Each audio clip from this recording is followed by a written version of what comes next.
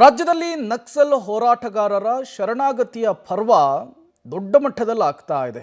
ಒಬ್ಬರಾದ್ಮೇಲೆ ಒಬ್ಬರು ಮಂಡಿ ಊರುವಂತಹ ಕೆಲಸವನ್ನು ಮಾಡ್ತಾ ಇದ್ದಾರೆ.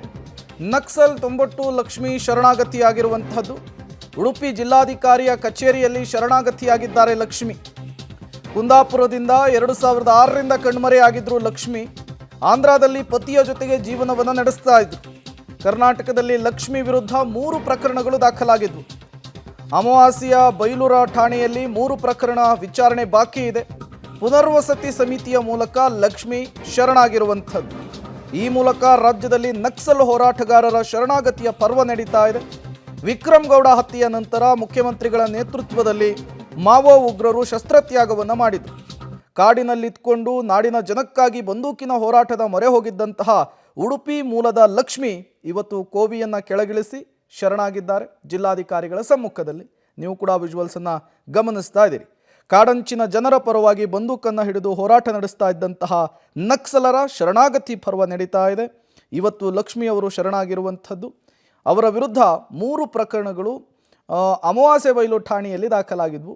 ಪುನರ್ವಸತಿ ಸಮಿತಿಯ ಮೂಲಕ ಲಕ್ಷ್ಮಿ ಶರಣಾಗತಿಯಾಗಿದ್ದಾರೆ. ಈ ಮೂಲಕ ರಾಜ್ಯದಲ್ಲಿ ನಕ್ಸಲರ ಯುಗಾಂತ್ಯವಾಗಿರುವಂಥದ್ದು. ಬಹುತೇಕ ಎಲ್ಲ ನಕ್ಸಲರು ಕೂಡ ಕಾಡಿನೊಳಗಿದ್ಕೊಂಡು ಹೋರಾಟ ಮಾಡ್ತಾ ಇದ್ದವರು ಈಗ ಮುಂಚೂಣಿಗೆ ಬರಲಿಕ್ಕೆ ನಿರ್ಧರಿಸಿದ್ದಾರೆ. ಒಬ್ಬರಾದ್ಮೇಲೆ ಒಬ್ಬರು ಬಂದು ಮಂಡಿ ಊರುವಂತಹ ಕೆಲಸವನ್ನು ಮಾಡಿದ್ದಾರೆ. ರಾಜ್ಯದಲ್ಲಿ ನಕ್ಸಲ್ ಹೋರಾಟಗಾರರ ಶರಣಾಗತಿಯ ವಿಚಾರ ದೊಡ್ಡ ಮಟ್ಟದಲ್ಲಿ ಸದ್ದನ್ನು ಮಾಡ್ತಾ ಇದೆ. ಇದು ಪರ ವಿರೋಧಕ್ಕೂ ಕೂಡ ಚರ್ಚೆಗೆ ಗ್ರಾಸವಾಗಿತ್ತು. ಈ ಬೆನ್ನಲ್ಲೇ ಇವತ್ತು ಮತ್ತೊಬ್ಬ ಮಾವೋವಾದಿ ನಕ್ಸಲ್ ಆಗಿರುವಂತಹ ಲಕ್ಷ್ಮಿ ತಮ್ಮ ಬಂದೂಕನ್ನು ಕೆಳಗಿಟ್ಟು ಶರಣಾಗಿದ್ದಾರೆ. ಮುಖ್ಯ ಭೂಮಿಕೆಗೆ ಬರಲಿಕ್ಕೆ ನಿರ್ಧರಿಸಿದ್ದಾರೆ. ಜಿಲ್ಲಾಧಿಕಾರಿಗಳ ಸಮ್ಮುಖದಲ್ಲಿ ಅವರು ಶರಣಾಗಿರುವಂತಹ ವಿಜುವಲ್ಸನ್ನು ಕೂಡ ನೀವು ಗಮನಿಸ್ತಾ ಇದ್ದೀರಿ. ಇವರು 2006ರಿಂದ ಕಣ್ಮರೆಯಾಗಿದ್ದರು. ಆಂಧ್ರದಲ್ಲಿ ಪತಿಯ ಜೊತೆಗೆ ಜೀವನ ನಡೆಸ್ತಾ ಇದ್ರು. ರಾಜ್ಯದಲ್ಲಿ ಇವರ ಮೇಲೆ 3 ಪ್ರಕರಣಗಳು ಕೂಡ ದಾಖಲಾಗಿದ್ವು. ಪೊಲೀಸರು ಕೂಡ ವಿಚಾರಣೆಯನ್ನು ನಡೆಸ್ತಾ ಇದ್ರು. ಒಂದು ಕಡೆ ಕೇಂದ್ರ ಸರ್ಕಾರ ಮಾವೋವಾದಿಗಳ ವಿರುದ್ಧ ಸಮರವನ್ನು ಸಾರಿದೆ. ಮತ್ತೊಂದು ಕಡೆ ಸಿಎಂ ಸಿದ್ದರಾಮಯ್ಯನವರು ಎಲ್ಲ ಚಟುವಟಿಕೆಗಳನ್ನು ನಿಲ್ಲಿಸಿ ಬಂದು ಮುಖ್ಯ ಭೂಮಿಕೆಗೆ ಬರಬೇಕು ಅಂತ ಹೇಳಿ ಕರೆ ಕೊಟ್ಟಿದ್ರು. ಅದಾದಮೇಲೆ ವಿಕ್ರಮ್ ಗೌಡ ಹತರಾದ ನಂತರ ಮುಖ್ಯ ಭೂಮಿಕೆಗೆ ಬರುವವರ ಸಂಖ್ಯೆ ಕೂಡ ಜಾಸ್ತಿ ಆಗ್ತಾ ಇದೆ. ಈಗ ಲಕ್ಷ್ಮಿ ಕೂಡ ಬಂದು ಶರಣರ್ ಆಗಿದ್ದಾರೆ. Surrender policy of she is a wanted accused in Naxal cases in 3 of the cases. ಮಾಸಿಬೈಲು police ಸ್ಟೇಷನಲ್ಲಿ ಅಂದಿನ ದಿವಸದಲ್ಲಿ ಶಂಕರನಾರಾಯಣದಲ್ಲಿ 3 ಪ್ರಕರಣಗಳಿದೆ. ಅದರಲ್ಲಿ ಅವ್ರ ಮೇಲೆ ವಾರಂಟ್ಗಳಿದೆ ಮತ್ತು ಅದು LPC ಪ್ರಕರಣ ಆಗಿದೆ.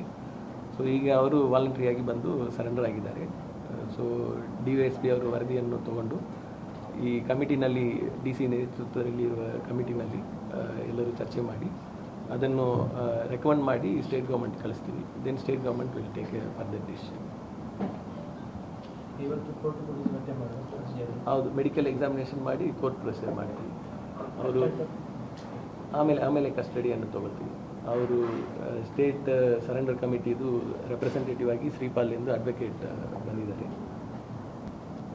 ಸರೆಂಡರ್ ಪ್ಯಾಕೇಜ್ ರಾಜ್ಯ ಸರ್ಕಾರದ ಆದೇಶದ ಪ್ರಕಾರ ಇದೆ. ಅದರಲ್ಲಿ 3 ಕ್ಯಾಟಗರಿಯಲ್ಲಿ ಸರೆಂಡರ್ ಪ್ಯಾಕೇಜ್ ಇದೆ. ಒಂದು ಎ ಕ್ಯಾಟಗರಿಯಲ್ಲಿ